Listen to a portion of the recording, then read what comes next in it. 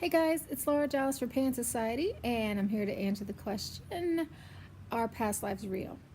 So, my opinion comes from my years of experience as a past life facilitator.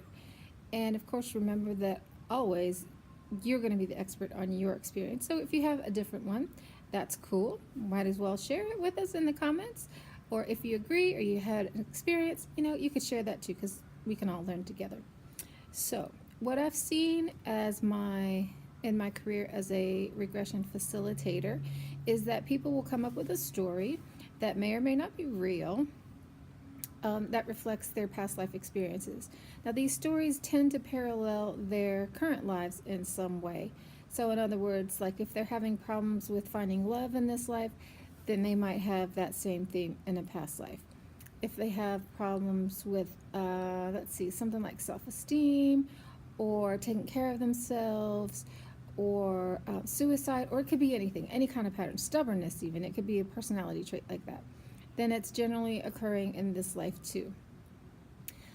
Now, just because you have a theme doesn't make it a past life, of course, but one of the things that gives it evidence that it is real is that a lot of times people have feelings, so it will be as if they're living the experience. So you can tell me a story about, hey, you were a princess in your past life and you were abducted and ransomed. Okay, cool. I don't resonate with that. It means nothing to me. But if I have some sort of experience in this life that parallels that, then I might have some feelings about it. And that's kind of the way that it happens. Usually, whatever comes up has some meaning for the person. So that's one of the ways that it's helpful.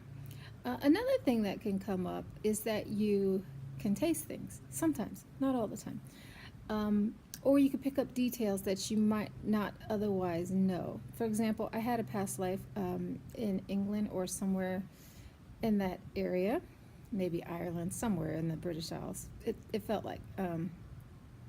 And I lived in a house with some construction materials that I just could not identify. I'd never seen anything like it before. So when I actually went to England, and I found out that that type of construction actually did exist, and I saw some examples of it, which totally freaked me out. Another thing that happened is that in that same regression was that I tasted the food that we ate, in a memory, of course. And then every year my family and I have a theme party, and that particular year the theme was it was medieval something. We had a what do you call it, like a tournament, jousting and all of that. Anyway, part of that was food, of course. So I got a recipe online, made that up, and guess what? It tasted exactly like I remembered it from the regression. There is no way that I ever had that in my life. So that was certainly validation for me that there was some connection to that memory. The main thing, though, is that does it resonate with you? Does it teach you something? If it does, it's useful. Now, we could have parallel lives. I personally don't believe that time exists the way that we think it does, and science has proven that. So I think I'm in good company with that belief. So it might not be past life. They might not be linear. I don't think that they are. Maybe they're parallel, probably parallel. But we're splitting hairs, right? I think so.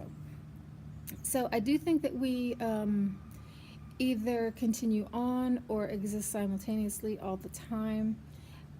That's my evidence of that. I'd love to hear what you think. So let us know in your comments.